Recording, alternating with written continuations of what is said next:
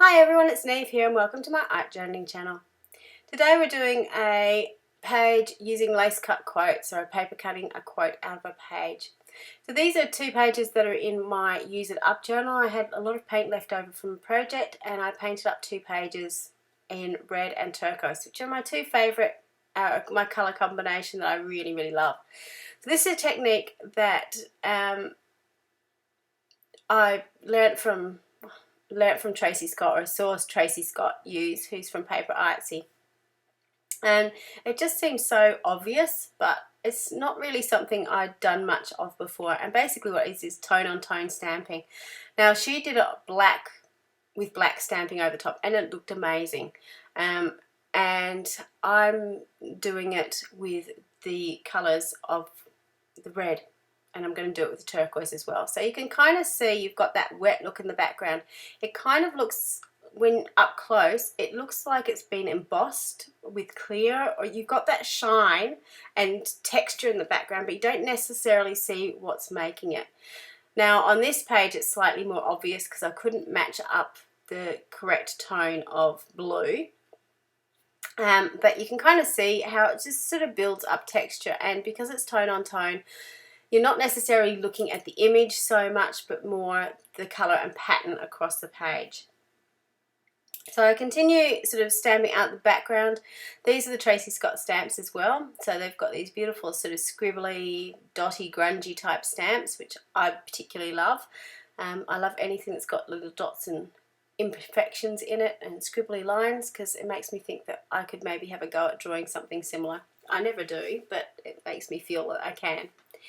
So once I've finished doing these 2 pages, I'm just drying them off just to make sure they're completely dry. And then I'm going to put a really thin board in between my page and cut out. So I've done this so that the red is obviously really obvious when we have it through the turquoise page. I was going to sort of cut through a stencil, but I decided in the end I actually want to put a quote in.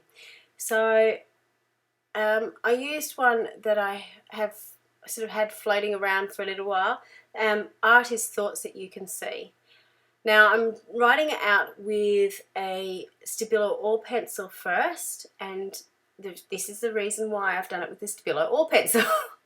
Because when you make a mistake or your spacing's not right, you can use a wet wipe and wipe it off. If I tried to do that with a pencil, I could never get it as clean as I did just then. So that's why I tend to use it as a sketching, and I tend to use it as a sketching tool in no matter what I do, because I can do the same. I'm usually working over the top of acrylic paint, so it works. Obviously if I'd worked over a water-soluble medium like dye inks, that would not work, so please don't do that. You'd rub off your dye. But over acrylic inks, paint, where it's set, it works really well. So to do the lace cutting, you need to have a really sharp blade. I use a craft knife. I've been using a craft knife ever since I was little. It's one of the first sort of tools when I got into crafting that I started to use. So I'm quite comfortable with it. Some people find them really tricky. If you find them really tricky, I would suggest before you start cutting out quotes like this that you maybe just cut out simple shapes. And on my channel I do have some other videos to do with lace cuts that have some simpler, sort of more organic shapes.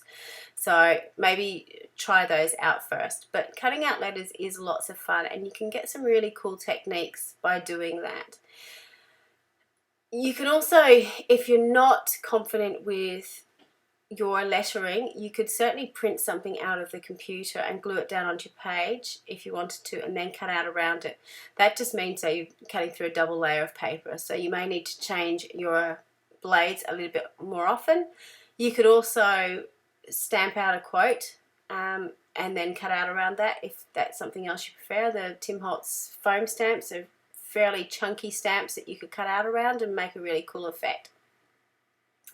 You can see with the end that I have at the edge, it's very close to the edge, so try not to get that close to the edge when you're cutting. Try and leave at least a 5mm border around what you're doing, just to protect the integrity of the page, so it's less likely to tear. But you can get away with it, so just be aware. The cutting board that I was using is just a really cheap board from IKEA that I cut in half. The reason I use that is because it's quite thin, so I can get it really close to the edge of my binding. If I used a normal self-healing cutting mat, it would work fine, but it wouldn't get as close to the edge as I want it to. And if you do go off the edge, you tend to sort of cut into it a bit more and stuff. So I find using something thinner is just a little bit more easier to use. So I'm now going in, this is the Dino Wakely collage tissue, one of the new ones, which I really liked, and I'm just gluing it down onto the page.